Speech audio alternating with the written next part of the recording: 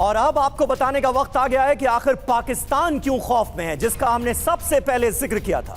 22 अप्रैल को आप याद कीजिए, पहलगाम अटैक हुआ था और उसके बाद कैबिनेट कमेटी ऑन सिक्योरिटी की बैठक हुई थी। यही सीसीएस की मीटिंग जो अब एक बार फिर होने जा रही है। ऑपरेशन सिंदूर इसके बाद अंजाम दिया गया। 22 अप्रैल को पाकिस्तान में भारतीय सेना का यह ऐसा भीषण हमला था जिसने पाकिस्तान में बैठे आतंक के आकाओं की चूलें हिला दी।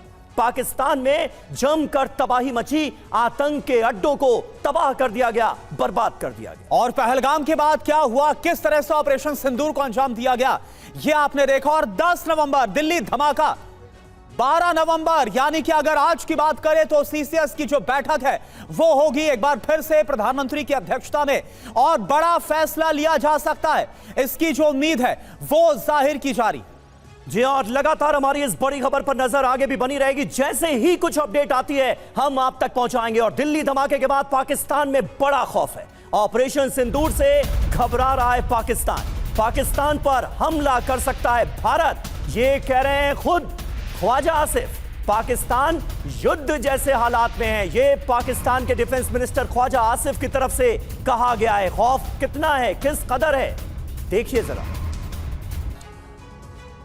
और हमारे साथ संजय सोय साहब मौजूद हैं। ख्वाजा आसिफ को सुना सोय साहब आपने, खुद ब खुद सफाई देते हुए नजर आ रहे हैं। इससे बड़ा चोर की दाढ़ी में तिनका वाला एग्जाम्पल आपको कहीं और नहीं मिलेगा। एक धमाका होता है और पाकिस्तान के डिफेंस मिनिस्टर ख्वाजा आसिफ खुद कहते हैं कि नहीं नहीं पाकिस्तान तो दहशतगर्दी करता ही नहीं है, इंटरनेशनल कम्युनिटी को हम ये बताना चाहते हैं। खौफ इस कदर है ऑपरेशन सिंदूर का। नहीं, बिल्कुल समीर, बात सही कह रहे हैं आप कि उनकी जो बॉडी लैंग्वेज है, जो भाषा है, ये दिखा रही है कि क्या उनके अंदर एक खौफ बैठा हो। पाकिस्तान में आज हर जगह पे, चाहे आर्मी, एयरफोर्स, नेवी, उनका पॉलिटिकल लीडरशिप, हम आदमी सोच रहे हैं कि भारत करेगा क्या। और ये जो बात जो ये कह रहे हैं, शायद ये हकीकत में ऐसा करें तो आज पाकिस्तान की ये हालत नहीं होती। जो ये झूठ और सच में जो इनका हमेशा झूठ बोलते रहते हैं, यही इनका एक जो डाउनफॉल का कारण है, वो यही है।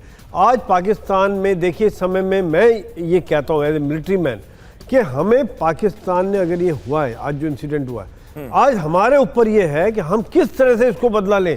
क्या वो अटैक करें या और तरीके बहुत हैं जिसको कि आज हमें किसी प्रकार के बिना प्रेशर में आके शांति से सोच समझ के पाकिस्तान को, यानी कि आतंक के जो फैलाने वाले को एक ऐसी चोट लगे, सजा जरूर मिले कि जिसका उनको महसूस हो कि अगर कुछ 8, 10, 20, 25 जाने जाती हैं तो उनका पाकिस्तान के ऊपर क्या असर पड़ेगा। तभी इस तरह की घटनाएं रुकेंगी, तभी इस घटनाओं पर कहीं ना कहीं एक स्टॉप आएगा।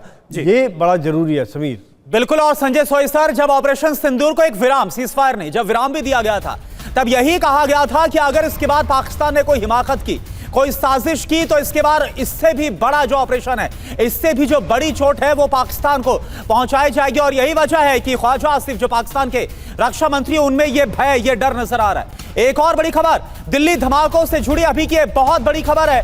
जम्मू कश्मीर के शोपियां से मुफ्ती इरफान को गिरफ्तार किया गया है। इरफान के घर से 5 मोबाइल फोन जब्त किए गए हैं। गिरफ्तार डॉक्टर्स को मौलवी जो इरफान अहमद है, उसी ने कट्टरपंथी बनाया, यानी रेडिकलाइज करने का जो काम है वो यही मौलवी इरफान कर रहा था। जो जानकारी है वो सामने आई है।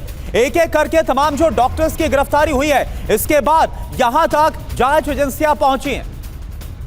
तो डॉक्टर्स का जो आतंकी गुरु है कौन है, जरा आप देख लीजिए और जान लीजिए। मुफ्ती इरफान, ये मौलवी आखिर कर क्या रहा था? फरीदाबाद मॉड्यूल का ये मास्टरमाइंड बताया जा रहा है। आरोप क्या है? फरीदाबाद मॉड्यूल में डॉक्टर्स का इसने ब्रेन वॉश किया, कई युवाओं को इसने कट्टरपंथी बनाया। मेडिकल कॉलेज के कई छात्रों के साथ ये संपर्क में था, जो अल फलाह यूनिवर्सिटी है वहां पर। काम क्या था इसका? जम्मू कश्मीर में सरकारी मेडिकल कॉलेज में जो स्टाफ के तौर पर, और आपको याद होगा कि जिस आदिल की अगर बात की जाए तो बकायदा वो भी अनंतनाग के जो जेएमसी है वहां पर वो काम कर चुका था और इसके बाद वो सहारनपुर मूव किया था। अब बड़ी बात क्या है? आतंकी संगठन जैश ए मोहम्मद से ये प्रभावित था, जैश ए मोहम्मद के लिए यह काम करता था। और जैश ए मोहम्मद का जो पोस्टर है उसके बाद जब वो नजर आया कश्मीर में, इसके बाद ही इन्वेस्टिगेशन आगे बढ़ती है। अब कैसे नेटवर्क चलाता था, वॉइस ऑफ इंटरनेट प्रोटोकॉल का इसने इस्तेमाल किया। स्टूडेंट्स को आतंकी वीडियो ये दिखाता था रेडिकलाइज करने के लिए। डॉक्टर उमर, डॉक्टर मुजम्मिल उसके साथ जुड़े थे। इस तरह से इनका संपर्क हुआ था। टेलीग्राम और थ्रीमा पर अकाउंट बनाया गया था।